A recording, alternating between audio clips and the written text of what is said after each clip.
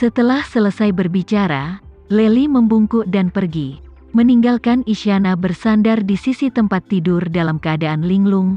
Mengingat pengalaman berulang kali digoda oleh Tama pada siang hari, Isyana tidak bisa menahan senyum kecut dan bergumam pada dirinya sendiri, "Tama Renza, aku tidak tahu apakah aku telah melewati godaanmu hari ini?" Hari berikutnya, pada siang hari, Tama tiba di villa tingkat menengah di mata air panas Camp Elsa. Alvin tiba di sini 1 jam lebih awal dan menunggu sampai sekarang. Melihat Tama, Alvin berkata dengan hormat, "Tuan Renza, saya di sini untuk mendengarkan perintah Anda." Tama tersenyum sedikit dan bertanya padanya, "Alvin, apakah kamu membawa barang-barang yang aku minta untuk kamu bawa?" Alvin mengangguk berulang kali mengeluarkan tas tangan dari mobil dan berkata kepada Tama, "Kembalilah ke Tuan Renza, saya telah membawa semua yang Anda inginkan." "Oke," jawab Tama. Ketika Alvin datang ke ruang tamu villa, dia tidak sabar untuk membuka kopernya dan mengeluarkan beberapa potong kayu dengan ukuran dan ketebalan berbeda, tapi mereka semua hitam seperti arang.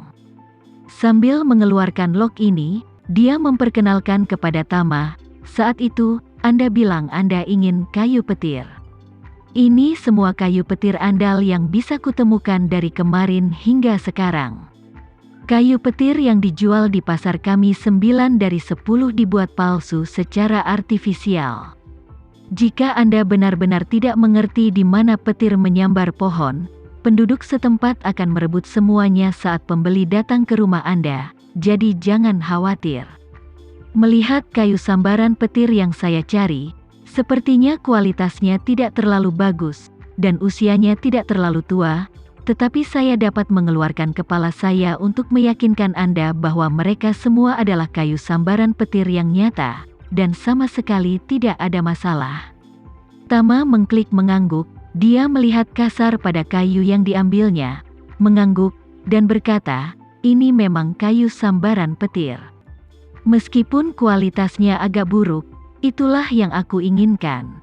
Alvin bingung, dan tanpa sadar bertanya, "Tuan Renza, mengapa kualitasnya hampir sesuai dengan keinginan Anda?" "Saya khawatir hal-hal kecil ini tidak akan menarik perhatian Anda." Tama berkata sambil tersenyum, "Aku tidak bisa menjelaskan ini padamu." Dengan mengatakan itu, Tama bertanya lagi, "Aku memintamu untuk menemukan penarik jari tua. Apakah kamu menemukannya?" "Saya menemukannya." Alvin dengan cepat mengeluarkan 2 cincin jimat yang terlihat sangat tua dari sakunya, menyerahkannya kepada Tama, dan berkata, "Tuan Renza, lihat, kedua cincin jimat ini semuanya bersih. Yang dari generasi awal itu asli, tapi bahannya tidak terlalu bagus, batu giok hetian biasa, kualitasnya rata-rata." Tama mengangguk, mengambil 2 cincin jimat, memandangnya dengan kasar, dan berkata, "Lihat benda ini. Sepertinya sesuatu dari Kalimantan, dan itu telah digali setidaknya beberapa dekade yang lalu kan?" Alvin mengacungkan jempol dan memuji, "Tuan Renza, Anda benar-benar memiliki penglihatan yang tajam, dan 2 cincin jari ini memang dari Kalimantan. Kurasa, setidaknya sudah keluar selama 30 atau 40 tahun. Tama berkata, "Aku ingin sesuatu yang terkubur. Semakin mentah semakin baik, yang terbaik adalah terlihat seperti baru digali sebulan yang lalu. Bisakah aku mendapatkannya?" "Ini," kata Alvin dengan canggung, "Tuan Renza, ini masalah melawan hukum. Dalam beberapa tahun terakhir, tidak banyak orang di Jakarta yang melakukan bisnis ini, dan sebagian besar pertempuran yang bisa dibalik sekarang adalah hal-hal yang rusak. Jari manis giok benar-benar cukup baik untuk bertemu." Saat dia berkata, dia bertanya kepada Tama, "Tuan Renza, saya banyak bicara.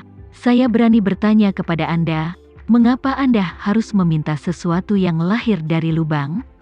Tama berkata, "Alvin, kamu sekarang adalah orang Johan. Dengan kata lain, kamu juga orangku, jadi aku tidak akan menyembunyikannya darimu. Aku ingin menarik jari manis untuk menipu orang." Jika kamu terbiasa dengan lubangnya, mungkin sulit untuk menipumu. Alvin mendengarkan seperti kabut, dan tanpa sadar berkata, Tuan Renza, mengapa Anda menggunakan benda asli yang akrab dengan lubang untuk menipu orang? Sejujurnya, untuk perampokan makam akhir-akhir ini penyelidikannya sangat ketat. Pedagang barang antik seperti kami tidak berani membeli barang dari Pit karena takut kena masalah dan tuntutan hukum, tapi jika mereka terbiasa dengan hal-hal dari lubang, itu masalah yang berbeda. Ini digali 10 tahun yang lalu, meskipun hitam, sekarang sudah dicuci putih. Tama melambaikan tangannya dan berkata, jangan tanya kenapa, katakan saja padaku jika ada cara untuk memperbaikinya. Mengatakan bahwa Tama menunjuk ke kayu sambaran petir lagi berkata, ada ini, aku ingin menggunakannya untuk membuat sesuatu, dan yang terbaik adalah memberi orang perasaan digali. Apakah kau memiliki pengetahuan? Alvin berpikir sejenak, dan berkata, Tuan Renza, mudah membicarakan masalah ini. Saya memiliki latar belakang palsu. Anda tahu hal ini. Yang paling bisa kami lakukan adalah menyamarkan hal-hal baru itu dan mengubahnya menjadi penampilan yang baru saja digali untuk menipu orang. Terkadang, porselen yang baru saja dibakar di sini bisa diubah menjadi tempat pembakaran resmi Black Mamba yang baru saja digali. Tapi saya tidak bisa membodohi para ahli.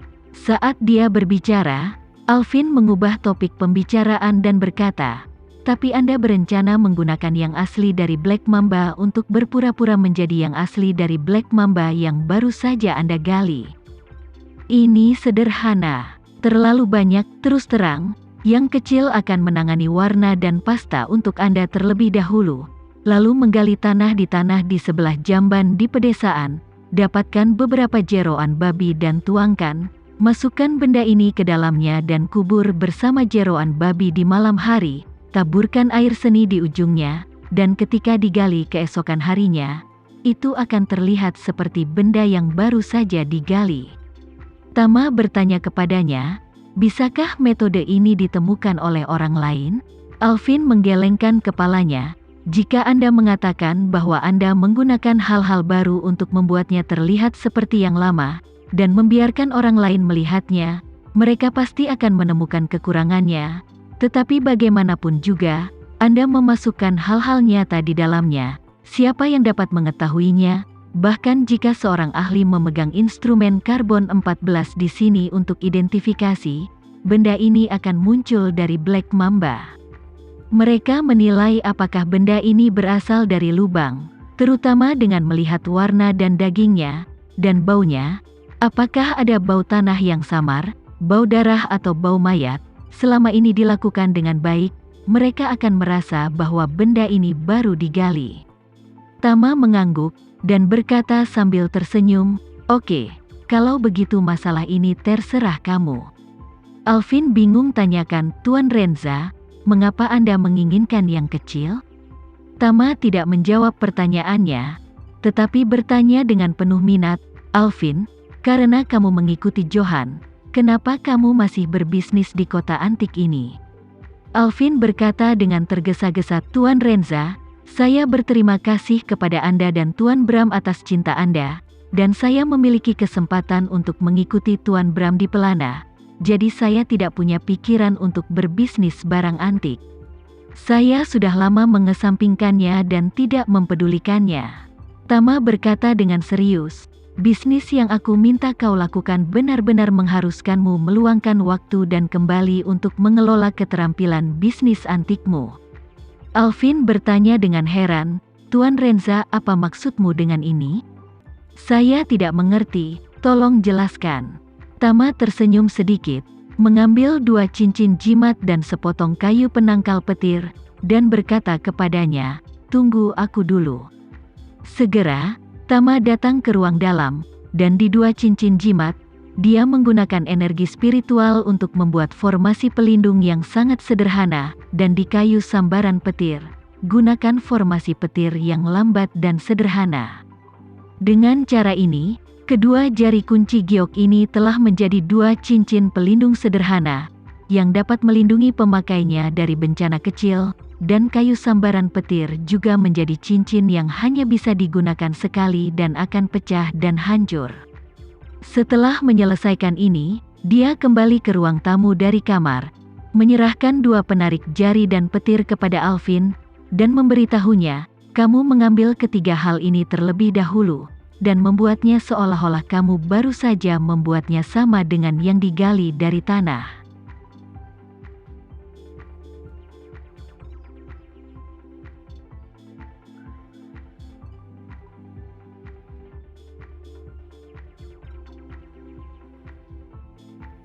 Sekian dulu ya video kali ini, kita lanjutkan lagi videonya di lain waktu. Oh iya, bagaimana menurut kalian? Semoga bisa sedikit menghibur kalian semua. Untuk teman-teman yang baru nonton, jangan lupa subscribe ya, hehehe. Dan kalau teman-teman ada yang ingin gabung langganan, bisa langsung gabung saja untuk dapat fitur yang menarik dan sedikit membantu Mimin. Terima kasih banyak sudah menonton, sampai jumpa lagi, bye.